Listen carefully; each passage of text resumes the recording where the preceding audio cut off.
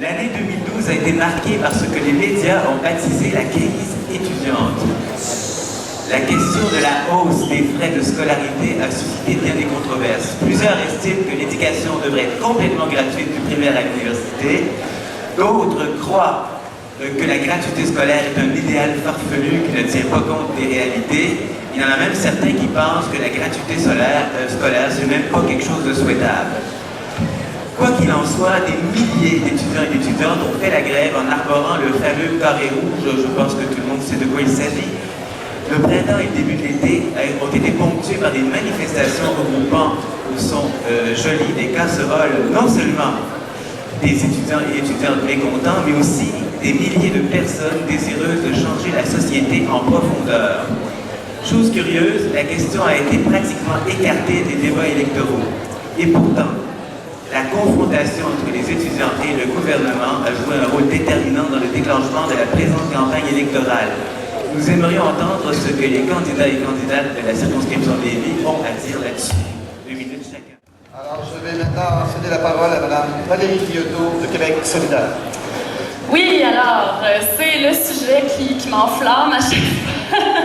Parce qu'en fait, quand j'étais ici au Cégep Lévis-Lauzon, j'ai été à l'association étudiante. D'ailleurs, anecdote, saviez-vous que le fameux Anarcho-Panda a été président de l'association étudiante ici? Attention, attention.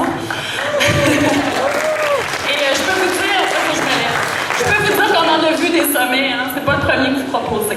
Bon alors, l'éducation c'est un mouvement, c'est pas une crise étudiante, c'est un mouvement social, collectif pour un meilleur Québec. Saviez-vous qu'en 1900, il y avait le même écart de richesse entre les Noirs et les Blancs aux États-Unis qu'entre les francophones et les anglophones au Canada? C'est quoi qui a changé ça? C'est nos parents, nos grands-parents puis nos arrière-grands-parents qui ont osé doter le Québec du meilleur système d'éducation en Amérique du Nord.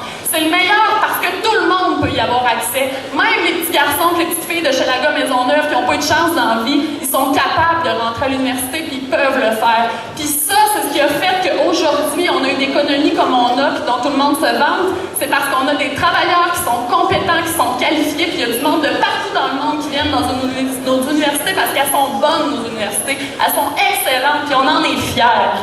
Quand vous dites que c'est pas réaliste, la gratuité scolaire, ben nous, on a été les premiers à sortir notre cadre financier à Québec solidaire, puis vous avez tardé un peu. Puis on montre que, juste en remettant la taxe sur le capital des institutions financières que votre gouvernement a aboli, parce que vous préférez financer les banques que les étudiants, juste en remettant la taxe de 1%, juste en remettant cette taxe-là de 1% sur le profit des banques là, sont pas à plaindre, ils se font des profits à chaque trimestre.